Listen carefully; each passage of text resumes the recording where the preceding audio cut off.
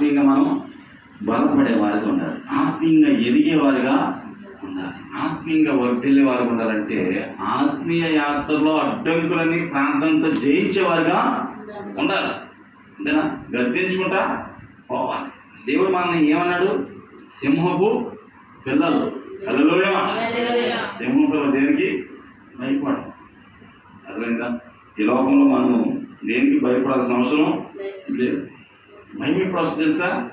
దేవుడిని పక్కన పెట్టేస్తే భయం వస్తుంది. అంటే దేవుడు మనలో ఉంటే మనకు భయమే.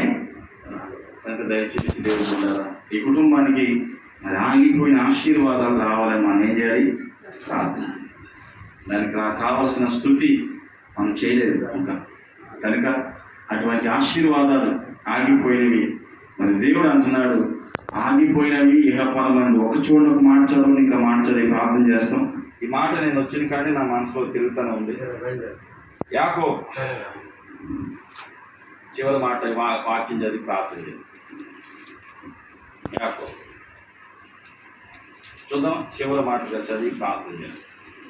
యాకోబు మాట అంటే 1 అధ్యాయం 26, 27 చూద్దాం. 16, 1 అధ్యాయం 16. నా ప్రియ సహోదరులారా, మోసపోకుడి. శ్రేష్టమైన ప్రతి ఈవియు సంపూర్ణమైన ప్రతి వరమును పర సంబంధమైన జ్యోతిర్మయుడగు తండ్రి యొద్ద నుండి వచ్చును. ఆయన యందు ఏ సంచలమైనను గమనమైనను ఏ ఛాయను లేదు. ఆయన తాను సృష్టించిన వాటిలో మనం ప్రథమ ఫలం ఉన్నట్లు సత్యవాక్యం అన్న మనలను తన సంకల్పం ప్రకారము కలుగజేశాడు. ఏ వారాలు కావాలంటే మనకి ఏమన్నా చూడండి ఇంకొకసారి. నా ప్రియ సహోదరులారా, మోసపోకుడి. శ్రేష్టమైన ప్రతి ఈవియు సంపూర్ణమైన ప్రతి వరము పర సంబంధమైన జ్యోతిమయుడగు తండ్రి యొద్ద నుండి మన దగ్గరికి ఇహ సంబంధమైంది, పర సంబంధం. ఇవి రావాలి. ఇహ సంబంధమైనది రావాలంటే పర సంబంధమైన దేవుడిని మనం ఏం చేయాలి? పట్టుకోవాలి. హల్లెలూయా. అంతేనా? అంతే కదా. పరలోక దేవుడిని ఏం చేయాలి? మనం అడగాలి. పరలోక దేవుడిని మనం ఏం చేయాలి? అడగాలి. అప్పుడే పరలోక దేవుడిని అడిగితే ఇహ సంబంధమైనవి కూడా భూమి మీదకి మనకి అలా రావాలని మనం ఏం చేయాలంట? ప్రార్థనలో ఉండాలి.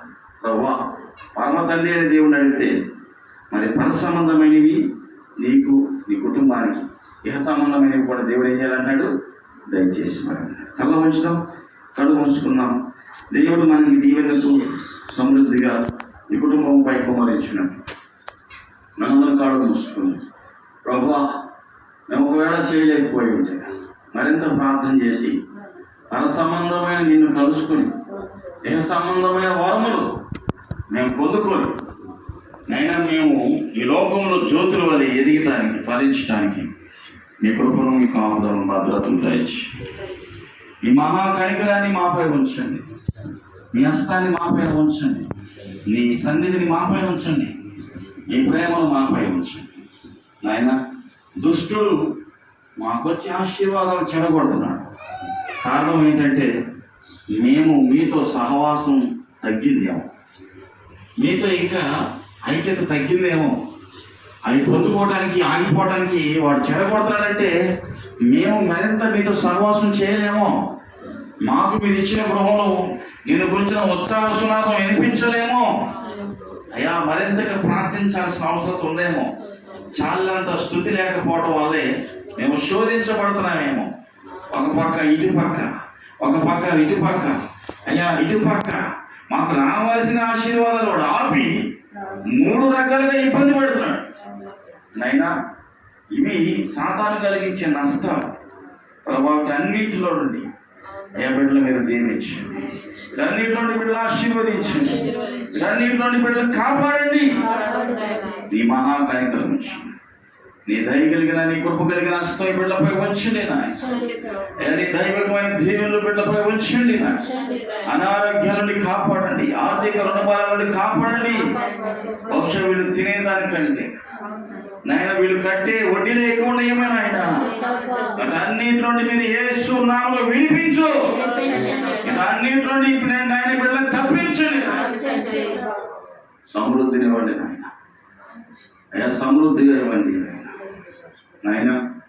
మీరు ఇచ్చేవారిగా ఉంటారని సెలవు ఇచ్చారు కనుక వీళ్ళు ఇచ్చేవారిగా మీరు చేయమని ప్రార్థన. మీరు పైవారుగా ఉంటారని సెలవు ఇచ్చారు కనుక నీ బిడ్డలు పైవారుగా ఉండడానికి సహాయం చేయండి. మీరు తలగా ఉంటారని సెలవు ఇచ్చారు కనుక నీ బిడ్డలు తలగా ఉండడానికి సహాయం చేయండి. ఈ వాక్యాన్ని వీళ్ళు ఉదయం నీరు గట్టి ఫలింపు దయచేసి మహిమ పొందమని యేసు నామములో ప్రార్థిస్తున్నాము తండ్రి. ఆమేన్. మన తండ్రి అయిన దేవుడి ప్రేమ, కుమారుడైన యేసుక్రీస్తు వారి కృప, పరిశుద్ధాత్మని సహవాసం కుటుంబానికి సకల పరిశుద్ధుల సదా తోడేండి, కాపాడి, దీవించి, ఆశీర్వదించును గాక. షలోమ్.